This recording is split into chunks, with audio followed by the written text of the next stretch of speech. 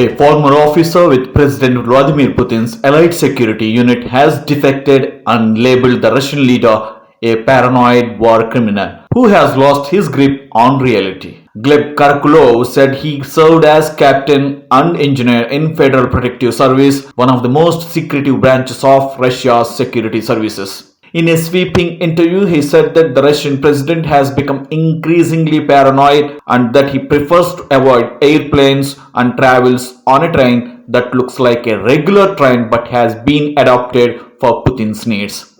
I consider this man a war criminal, Karakulov said about Putin. It's time to end this war and it's time to stop being silent, he added, before explaining that he was sharing his story in the hope that other Russians would speak out too. Putin had become very closed off, shielding himself from the rest of the world, and his perception of reality is distorted, he said, adding that his former boss was living in a kind of information vacuum because he does not use the internet or a cell phone and receives information only from people who are directly close to him. He added that the Russian leader had become increasingly paranoid about his personal security and used a train that cannot be easily tracked to get around. Karakulov said Putin was still shielding from COVID and made people working with him quarantine and take frequent tests. He added that the 70-year-old was in better health than most people of his age. Karakulov was for 13 years tasked with encrypting Putin's communications and traveled with the Russian leader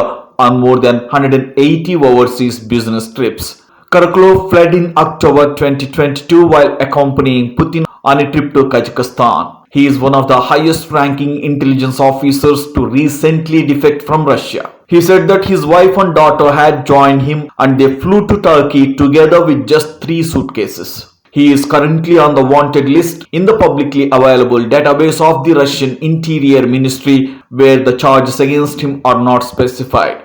He also denied he was unpatriotic. Patriotism is when you love your country, he said. In this case, our homeland needs to be saved. There is a crazy and terrible war going on, he concluded.